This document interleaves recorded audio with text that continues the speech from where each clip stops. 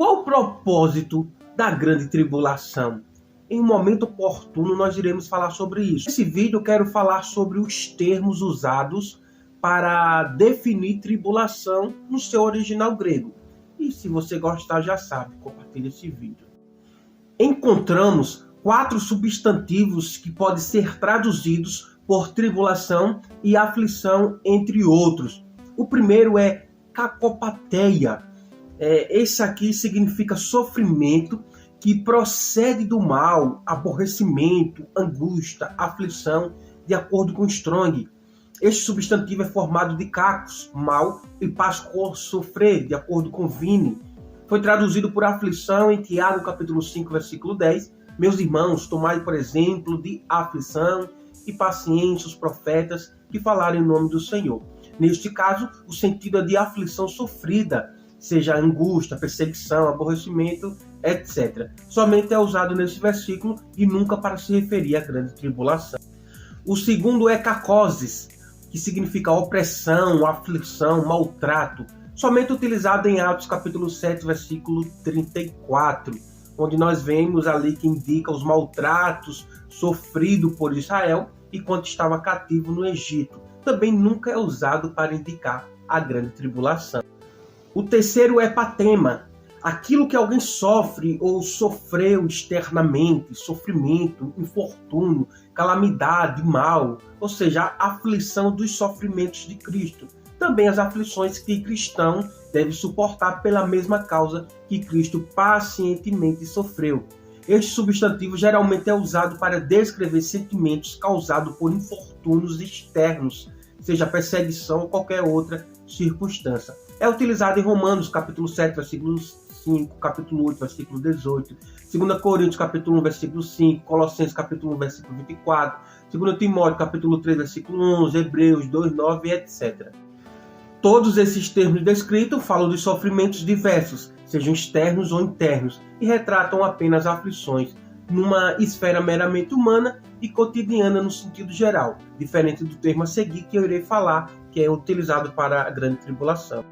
A quarta palavra é tilips, literalmente significa ato de prensar, imprensar, pressão, metaforicamente opressão, aflição, tribulação, angústia, dilema, de acordo com Strong.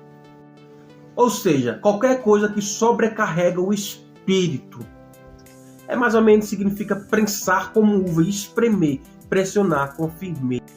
Esse é o termo que encontramos em Apocalipse capítulo 7, versículo 14 e Mateus capítulo 24, versículo 21. Qual o propósito da grande tribulação? É sobre isso que nós iremos tratar nesse vídeo. O primeiro propósito da grande tribulação é purificar os judeus para receberem a Jesus como Messias. Deus havia prometido a Israel, através de alianças, que daria bênçãos eternas. O fato é que este tempo dependeria de um outro tempo. Em Ezequiel, capítulo 20, os versículos 33 e 38, encontramos o resumo do plano de Deus para Israel. Dá uma olhada aí. Após séculos de exílio profetizados antecipadamente nesse texto, Israel retornou à sua terra e aguarda agora justamente este tempo, o tempo em que Deus diz: entrarei em juízo convosco face a face, e mais, farei entrar no vínculo do concerto, e separarei dentre vós os rebeldes e os que prevaricaram contra mim. Ou seja, aqui vemos a natureza do dia do Senhor. Neste tempo haverá a preparação necessária para que a nação de Israel se converta ao Senhor. Segundo propósito, julgar as nações gentílicas. Toda infidelidade e descrença serão julgadas na grande tribulação. Os judeus receberão um tratamento devido, como também os infiéis e suas nações. Jesus relata em Apocalipse, capítulo 3, versículo 10, um tempo de provação que há de vir sobre os moradores da terra. Entendemos aqui que um juízo sobre a humanidade está previsto. Paulo, aos Tessalonicenses, diz que por isso Deus lhe enviará a operação do erro, para que creiam a mentira, para que sejam julgados todos que não creram na verdade, antes tiveram prazer na iniquidade. Veja 2 Tessalonicenses, capítulo 2, versículos 11 e 12. Durante o governo do anticristo, as nações o apoiarão e serão influenciadas por ele. Os gentios afrontarão a Deus, pisarão a cidade santa por 42 meses, Apocalipse capítulo 11, versículo 2. Ao serem mortas 2 testemunhas enviadas por Deus, povos e tribos e línguas e nações verão seu corpo morto. Não permitirão que o seu corpo morto seja posto em sepulcro, como em Apocalipse capítulo 11, versículo 9. Ou seja, as nações se deliciarão com o pecado. As nações beberão do vinho da ira da sua prostituição. Qual é a estrutura da grande tribulação? Como acontecerá isso? Bom, fica comigo até o final desse vídeo que eu irei revelar tudo. Já sabemos que a grande tribulação é a 70ª semana de Daniel e que este período é de 7 anos. O que veremos agora é quanto à sua estrutura, ou seja, como será seu desenrolar quanto ao tempo. Observe o gráfico abaixo e eu vou explicar.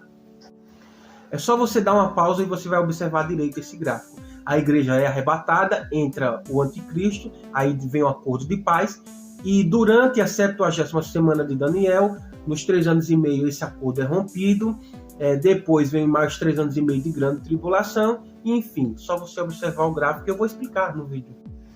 Com o estabelecimento do acordo de paz entre o anticristo e Israel, inicia-se a grande tribulação. A igreja já foi arrebatada, restando na terra os gentios e os judeus. No meio da semana, segundo Daniel, o anticristo fará cessar o sacrifício e a oferta de manjares, e sobre a asa das abominações virá o assolador, e isso até a consumação.